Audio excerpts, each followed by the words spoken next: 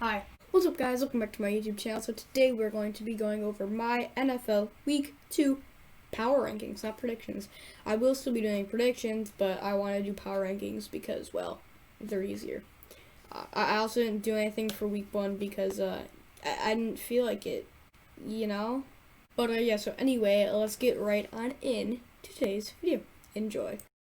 Starting off at number 10, we have the Washington football team, who everyone, and I mean everyone, expected them to be first in the NFC East, right? Right? You did, I did. When it was 17-0, I was like, yeah, it's the same football team we all know. Oh, they just scored 27 straight points on answered points. Okay, cool. So, Dwayne Haskins threw for 17 for 31, 178 yards, 1 touchdown, no interceptions. Antonio Gibson, 9 carries, 36 yards, 4 yards on average. And Terry McLaurin was the lead receiver with 5 receptions for 61 yards and a 12.2 average. And the defense, they had 7 sacks, so that's pretty cool. At number 10, because they beat a team which no one really expected them to do this season. I'm sorry. So they're probably gonna be out of here next week, but just give an homage to the football team. Number 9, we have the Jacksonville Jaguars. Are they tanking? I don't think so. I don't know. They won 27-20 over the Indianapolis Colts. Gardner Minshew, 95% completion rate, 19 for 20 with 173 yards and 3 touchdowns. No interceptions to that man's name. James Robinson, 16 carries, 173 yards for 3.9 yards on average. And Keelan Cole, 5 receptions for 47 yards and 11.100. That doesn't look right. I don't know what I put there. I think it's 11 yards on average. That kind of makes sense, I guess. And 1 sack for the Jaguars defense. So the Jaguars, it's an interesting situation because you can't really judge them. It's week 1, right? And everyone's like, oh, you traded away your star players, you're tanking. That's not always true. When the Bills traded away Sammy Watkins to the Rams, they thought they were tanking. They ended up making the playoffs because the Bengals and Tyler Boyd are awesome. So, I'm thinking the Jags might just end up flopping, but, good showing in week 1, I guess. Number 8, we have the LA Rams with their disgusting logo, but beautiful stadium. Arena Stadium? Yeah, stadium. Anyway, Jared Goff threw 20 for 31, 275 yards, no touchdowns, but 1 interception. Malcolm Brown, the leading back for the Rams in that game, 18 carries, 79 yards, 2 touchdowns with 4.4 average. And Robert Woods was the leading receiver with 6 receptions, 105 yards, and 17.5 average yards gained when he caught the ball. Woo! And dude, that sounded so weird. And the Rams defense had 3 sacks. The Rams are the Rams. I'm not a huge fan of the Rams, especially because I'm a Seahawks fan. Go Hawks, and they're in the NFC West, and that was interesting. That game was really interesting. That's all I'm gonna say, and I don't think the Rams, they're gonna do well, but they might not make the playoffs. That's what I'm thinking. Number 7, we got the San Francisco 49ers. You're asking, why are they on this list? Because they're the 49ers, and they made the Super Bowl last year. Well, they lost to the Cardinals. The Cardinals are probably going to get better this year. They lost to the Cardinals, like I said, 24-20. Jimmy G, 19 for 23, 259 yards and 2 touchdowns, no interceptions.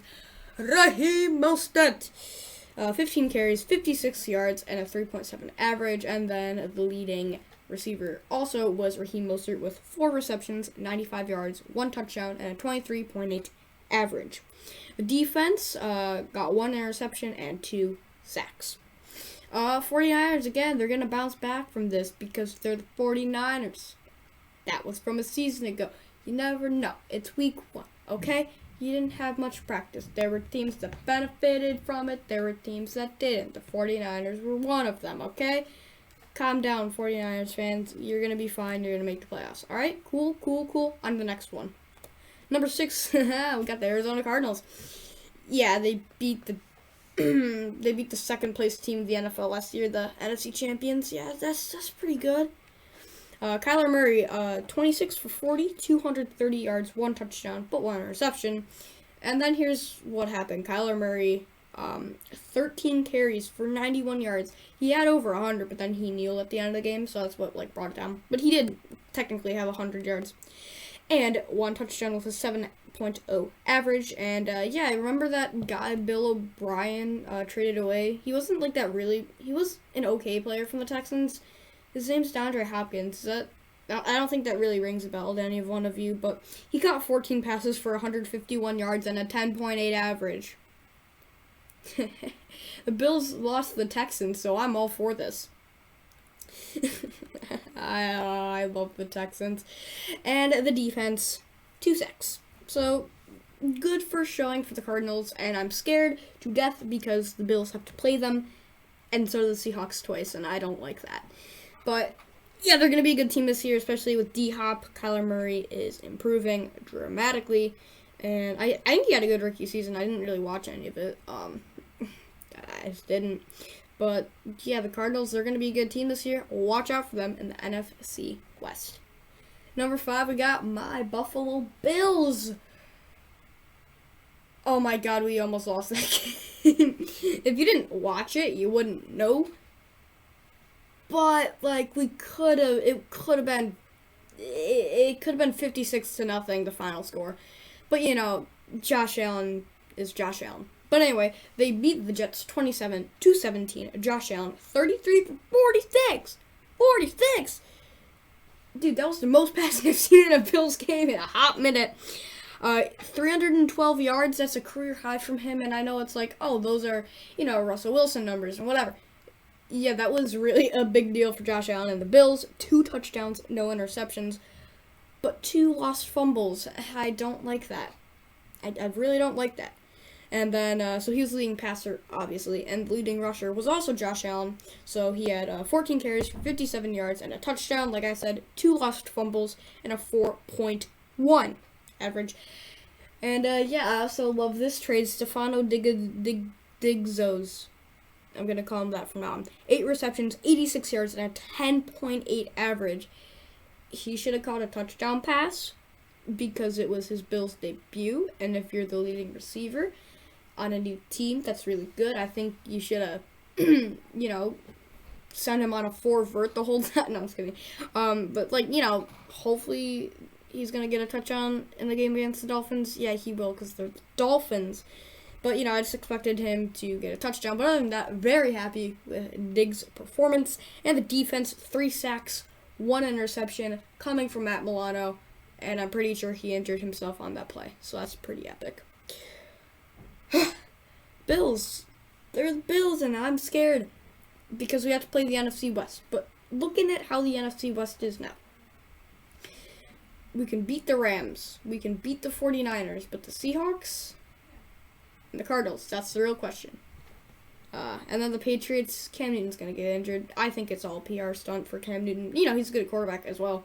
But they were playing the Dolphins, and they only scored, like, 21 points, which is kind of weird for the Patriots on opening day, at least. And, yeah, so I think the Bills are, like, a 10-6, 11-5, maybe even 12-4 team, I know it's crazy, but then watch them go 8-8, 6-10. But I'm going to leave it on a happy note that they're going to win the AFC East this year. Number 4, we have my favorite team as well, the Seattle Seahawks. Thank you, Russell Wilson. I started him in fantasy this week, and boy, he, I love this. Russell Wilson, 31 for 35. The Seahawks beat the Atlanta Falcons 38-25. Wilson had 322 yards for 4 touchdowns and no interceptions. Yeah, he's going to be MVP this year, calling it. Leading rusher was also Russell Wilson because they didn't get the run game going, which I don't care. I had a Metcalf and Wilson on my fantasy team, I'm pretty sure. So, like, I don't care if they don't get the run game going. But he was the leader in rushing with 3 carries for 29 yards and a 0.7 average. DK Swole Cavs, 4 receptions, 95 yards, 1 touchdown, and a 23.8 average. Let me know in the comments who do you like better, DK Swole Cavs or Tyler Lockett. It's going to be DK Metcalf, but I also like Tyler Lockett, so it's fine. And the defense, 2 sacks and an interception. I keep pausing to say, like, this is probably going to be edited out. I don't care. The Seahawks will be very good again this year because I just feel like they are. You know, they're going to make it to the divisional game. They didn't have a great defense last year. Yeah, and then they get Jamal Adams, and he gets a sack, so, like, that's pretty cool. Cool with a K. They're playing the Patriots on Sunday Night Football. And if Russell Wilson doesn't throw 10 touchdowns, I'm benching him next game. Okay? Okay. But yeah, Seahawks will be a 12-4, 13-3, 11-5, 10-6 even team. And I just love the Seahawks and Bills. Go Hawks, go Bills. On to number 3. It's the New Orleans Saints. Thank you. Thank you, Saints. Thank you. You shut down the Tampa Bay Buccaneers. I like that. I like that a lot. There's so much hype going into this game, obviously. It's like, the Saints, they lost in the wild card game when they won 13 games and lost 3. That shouldn't have happened. A 1-yard line separated them from a loss and a divisional game. But anyway, they played the Buccaneers, who had Jameis Winston, who threw like 30 touchdowns, but then threw like 20 interceptions or something like that, and that can't happen. So what do, Tom Brady? Yeah, I'm gonna sign in Tampa Bay for no apparent reason. I don't care. The Bills don't have to play him. The Seahawks don't have to play him. I don't care. I got away from all my problems, right? I did, and then I feel like the refs have a way with Brady, if you know what I mean. Like, they don't cheat, obviously. Like, they've been caught cheating, but they don't, cheat. But I had a suspicion that the NFL was like, hey, it's Brady's first game. There's so much hype. Get him a win. And that's what I thought they were doing on the first drive. But, they're also the Bucs with Mike Evans and Chris Godwin and Tom Brady and Leonard Fournette and McCoy and Ronald Jones and Ellie Marpet. And they looked really good on the first drive. And after that, they kind of collapsed. They kind of collapsed, okay? And for all you Packers fans, I just realized I didn't put you guys on this list. You got taken over by the football team, and I'm very sorry about that.